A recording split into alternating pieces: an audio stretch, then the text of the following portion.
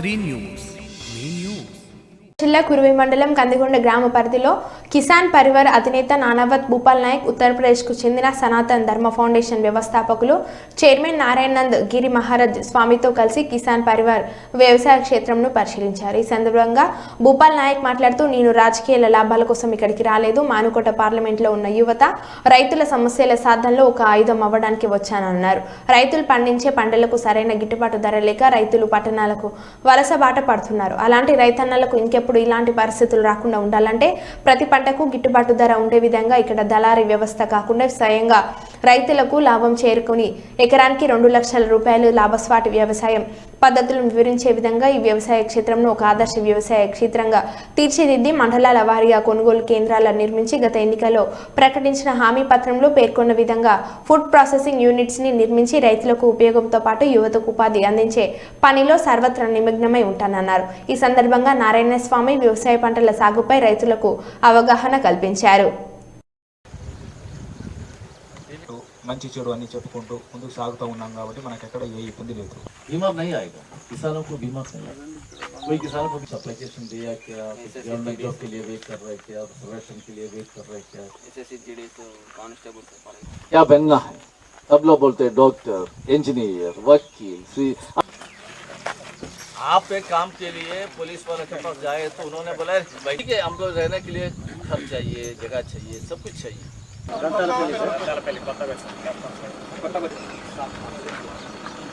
ये एक मंडल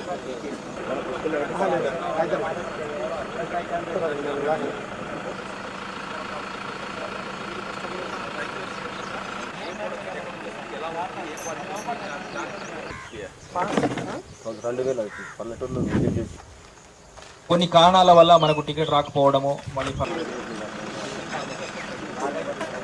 ఇప్పుడు మీరు లాస్ట్ टाइम నేను చెప్పిన 18000 मिला. नहीं पर टन मिलता है. अच्छा, जो मार्च में फरवरी फिर अच्छा प्राइस मिल रहा था. लेकिन ये चिल्ली को बोल रहे हैं सब चिल्ली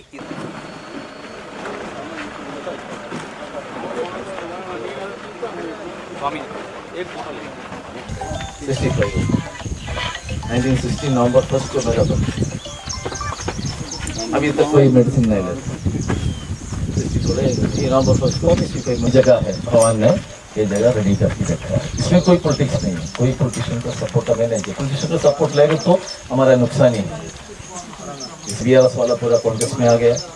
अभिभावक KCR अकेले बैठा है, उनका पीछे कोई नहीं है. स्टेज बना के दिया उन्होंने सोनिया गांधी को, बोला मैं कांग्रेस को काम करो, काम करके अब भी कमाओ. हम इंडस्ट्री पे पैसा नहीं लेना,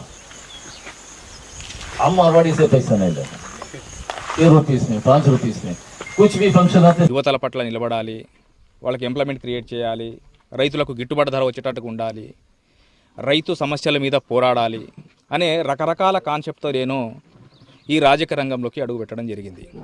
కానీ వచ్చిన 3 నెలలు 4 నెలల్లో చాలామంది కొన్ని సంవత్సరాల తరబడి కూడా కష్టపడుతూ ఉన్నారు. కానీ పాలిటిక్స్గా ఎదగాలంటే చాలా కష్టమైన వ్యవహారం. కాబట్టి నాకు అధికారం ముఖ్యం కాదు, ప్రజల సమస్య ముఖ్యం, రైతుల సమస్య ముఖ్యం.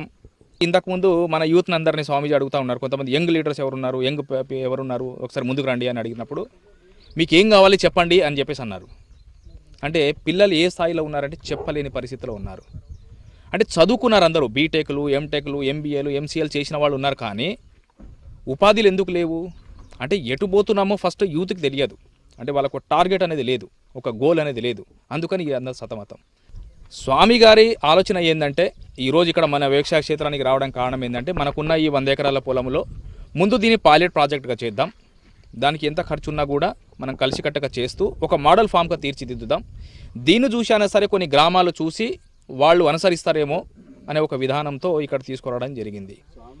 కాన్స్టెన్సీ మొత్తంలో యువత కానీ రైతులు కానీ క్షేమంగా ఉండాలని ఏకైక లక్ష్యంతో మనం పనిచేస్తూ ఉన్నాం. కాబట్టి ముందు ఇది చేసి చూపిస్తే రైతులు అందరూ నమ్ముతారు. ఇది కూడా పెద్ద పెద్ద కంపెనీస్ వచ్చాయి, అన్ని మోసాలు, ఎక్కడ చూసినా కూడా కల్తీ కల్తీ కల్తీ కల్తీ. అదే కదా, ఆ కల్తీని తరిమి కొట్టాలంటే ఒక సిస్టమేటిక్ అయిన ప్రణాళికబద్ధంతో ముందుకెళ్ళాలి. నేను లాస్ట్ టైం కూడా ఒకసారి చెప్పాను, ఈ 100 ఎకరాల పొలంలో పని చేయడానికి వర్కర్స్ దొరకట్లేదు. పిల్లలందరూ ఏం చేస్తున్నారు, ఇక్కడ నుంచి పట్టణాలకు వెళ్ళిపోతున్నారు. అదే 30,000 స్వామీజీ అడిగినట్టుగా 30,000 40,000 రూపాయల శాలరీ కోసం అని చెప్పి పట్టణాలకు వెళ్ళిపోతున్నారు. అక్కడ రెంట్కని వాటికని వీటికని చెప్పి వాళ్ళు సంపాదించిన దాంట్లో 40, 50, 60% దాంట్లోకి వెళ్ళిపోతుంది. వాళ్ళకి ఏం మిగులుతుంది? 10,000 రూపాయలు మిగులుతుంది. 10,000 కూడా మిగులుతాయి మిగలదు అది కూడా తెలియదు. కానీ ఇక్కడ మీకు 40-50,000 రూపాయలు సంపాదించుకునే సత్తా ఉన్నప్పుడు మీరు ఇక్కడ పని చేసుకోలేకపోతున్నారు, ఎందుకు ఇక్కడ పని చేసుకోలేకపోతున్నారు అని చెప్పి ప్రశ్నిస్తున్నాడు స్వామి గారు. సో నేనేం చెప్పానంటే, స్వామి గారు మీరు ఒకసారి రండి, మాట్లాడండి, పిల్లలతో మాట్లాడండి, వాళ్ళు ఏం చెప్తారో చూడండి, దాని విధంగా మనం ముందుకు వెళ్దామని చెప్పేసి ఆలోచన. అయితే ఇప్పుడు మనం ఫస్ట్ తీసుకునే ప్రణాళిక ఏం చేయబోతున్నామంటే, ఎట్లా వ్యవసాయం చేయాలి కల్తీ లేకుండా, పండిన పంటని వాల్యూ ఎడిషన్ ఏ రకంగా చేయాలి, గోడౌన్లు నిర్మించాలి, ప్రాసెసింగ్ చేయాలి, కన్జ్యూమర్ దాకా ఎట్లా చేర్చాలనే లక్ష్యంతో ముందుకు వెళ్తున్నాం. కాబట్టి దీని ద్వారా రైతు ఎకరానికి 2 లక్షల రూపాయలు నికర లాభం ఎటు పోదు. కానీ ఇది ఒక సిస్టమేటిక్గా చేస్తే తప్ప కానీ వర్కౌట్ అవ్వదు. రాజకీయ నాయకులు వస్తూ ఉంటారు, పోతూ ఉంటారు, ప్రభుత్వాలు మారుతుంటాయి, ప్రజా పాలనలు మారుతూ ఉంటాయి. ప్రభుత్వాలు మారినంత మాత్రం కాదు, ప్రజల పాలనలు కూడా దానికి తగిన విధంగా స్టెప్పులు తీసుకున్నప్పుడు మాత్రమే సాధ్యపడుతుంది. కాబట్టి స్థానిక ఎమ్మెల్యే ద్వారా కూడా కలిసికట్టుగా పని చేసుకుంటూ ముందుకెళ్తున్నాం. కాబట్టి ఎక్కడ ఏ సమస్య లేదు, ఈ దిశగా ముందుకు వెళ్దామని చెప్పేసి ఇంట్లో వచ్చినప్పుడు భవిష్యత్తుకి భరోసా అని చెప్పేసి ఒక బ్రోచర్ రిలీజ్ చేశాము. దాంట్లో మొదటిది 200 మందితో సాఫ్ట్వేర్ కంపెనీ నిర్మిస్తానని చెప్పేసి అన్నాను. అది ఖచ్చితంగా చేయబోతున్నాను. ఆ మధ్యలో ఎందుకు చేయలేదంటే ఎలక్షన్స్ కూడా రావడం వల్ల వాటి వీటి ఉండడం వల్ల మనం అనుకున్న స్టేజ్లో ఇమీడియట్గా చేయలేకపోయాం. కానీ ఏది ఏమైనా ఈ ఉన్న 5 సంవత్సరాల్లో నేను ఇచ్చిన వాగ్దానాలు ఖచ్చితంగా నెరవేరుస్తాను, దాంట్లో ఎలాంటి అనుమానం లేదు. ఒకటి పామాయిల్ ఇండస్ట్రీ కూడా పెడదామని చెప్పేసి అనుకున్నాం. కానీ అది పామాయిల్ ఇండస్ట్రీ పెట్టాలా, లేకపోతే మిర్చి ప్లాంట్ పెట్టాలా, లేకపోతే ఇంకొకటి పెట్టాలా అని చెప్పేసి ఇక్కడ ముడి సరుకు ఏదైతే అవైలబిలిటీ ఉంటుందో దాన్ని బేస్ చేసుకొని మనం ప్లాంట్ పెడితే బాగుంటుందని చెప్పేసి ఒక ఆలోచన. మూడవది ఏంటంటే ఆరోగ్య కేంద్రాలు. అంటే మరిపేడ బంగ్లా లాంటి ఒక మండల హెడ్ క్వార్టర్లోనే దొరకకపోతే గ్రామీణ ప్రాంతాల్లో ఏ రకమైన వైద్య సదుపాయం ఉంటుంది? సో ఇది కూడా మనం ఆలోచించిన విషయం. అందుకని అప్పుడు ఏమన్నాను, ప్రతి మండల స్థాయిలో ఒక ఆరోగ్య కేంద్రాలు కూడా ఏర్పరుస్తాను. అంటే ఒక బ్లడ్ శాంపుల్ వేయాలంటే బ్లడ్ శాంపుల్ తీసుకోవాలి, దానికి ఒక రిపోర్ట్ కావాలంటే మనము ఏదో డిస్ట్రిక్ట్ హెడ్ క్వార్టర్ పోవాల్సిన అవసరం లేదు, మండల కేంద్రాలను వచ్చేటట్టుగా చేయాలని చెప్పి ఆలోచనతో కూడా అప్పుడు ప్రతి మండలంలో ఒక ఆరోగ్య కేంద్రాలు ఏర్పరుస్తామని చెప్పేసి అనుకున్నాము. తర్వాత మళ్ళీ ఏమన్నాను, రైతులు పండించిన పంటని అధిక ధర రావాలంటే మనం ఎప్పుడైతే రూపాయలు మార్చి అమ్ముతామో అప్పుడు అధిక ధర వస్తుంది. ఖచ్చితంగా భరోసాగా నేనున్నా. స్థానిక ఎమ్మెల్యే కూడా మన ఎంబడి ఉన్నాడు కాబట్టి పాపం ఎమ్మెల్యేలు ఏం చేస్తారు, గవర్నమెంట్ ఏం చేస్తుంది? గవర్నమెంట్ దగ్గర డబ్బులు ఎక్కడికి వస్తాయి? మీరు ట్యాక్సులు కడితేనే కదా గవర్నమెంట్ దగ్గర పోయేది. అసలు మనకే డబ్బులు సంపాదన లేకపోయా ఇంకా గవర్నమెంట్ దగ్గర డబ్బులు ఎక్కడికి వస్తుంది? సో మనం సంపాదిద్దాం, ట్యాక్సులు కడితే గవర్నమెంట్ దగ్గర డబ్బులు వస్తాయి, గవర్నమెంట్ డబ్బులు ఉంటే మనకు ఆదుకుంటారు. ఈ సిస్టమ్ని మర్చిపోవద్దు మనం. ఇప్పుడు నేను చాలా మీటింగ్లలో చెప్తా ఉంటాను, డాక్టర్ కొడుకు డాక్టర్ అవుతాడు, లాయర్ కొడుకు లాయర్ అవుతాడు, పొలిటీషియన్ కొడుకు పొలిటీషియన్ అవుతాడు. కానీ ఫార్మర్ కొడుకు ఫార్మర్ ఎందుకు అవ్వలేకపోతున్నాడు? ఎందుకంటే పని చేద్దాం అనుకుంటే కూలివాడు దొరకడు, కూలివాడు వచ్చాడు అనుకోండి కూలీ రేట్లు ఎక్కువ ఉంటాయి. సరే ఆ కూలీ చేసి వచ్చిన పంట చేయించుకున్న దిగుబడి రేటు రాదు. సో ఇలాంటి సతమతం అవుతున్న ఈ పంట నాకు ఈ వ్యవసాయం చేయడం నాకు అవసరమా అని చెప్పేసి ఏం చేస్తున్నాడంటే పట్టణాల వైపు ముందుకెళ్తా ఉన్నాడు. సో పట్టణం నుంచి రిటర్న్ రావాలంటే అతనికి ఇక్కడ అంత ఆదాయం చూపించగలిగితే అప్పుడు పట్టణాల వైపు పోడు, అమ్మ నాన్నల దగ్గర అదే హాయిగా మంచి వాతావరణంలో లైఫ్ గడుపుతాడు. ఇక్కడ బతికే బదులుగా హైదరాబాద్ బతికేదానికన్నా ఒక 10 సంవత్సరాలు అయితే ఎక్కువ బతుకుతాడు కదా ఇక్కడ ఉంటే. సో ఈ కృషి మనం అందరం కలిసి చేయాలి, నేను ఒక్కడిని చేస్తే కాదు, ఇది ఒక ఉద్యమంలాగా తీసుకొని ముందుకెళ్తే సాధ్యపడుతుంది. నేను చెప్తా ఉన్నాను, నేను అధికారం కోసం రాజకీయం రాలేదని ఆ రోజు అదే మాట చెప్పాను, ఈ రోజు కూడా అదే మాట చెప్తున్నాను. అధికారం నాకు ముఖ్యం కాదు, సమస్యలను పరిష్కరించడమే నాకు ముఖ్య agenda. Sri News,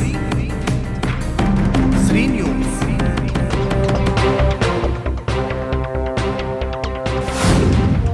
Sri news.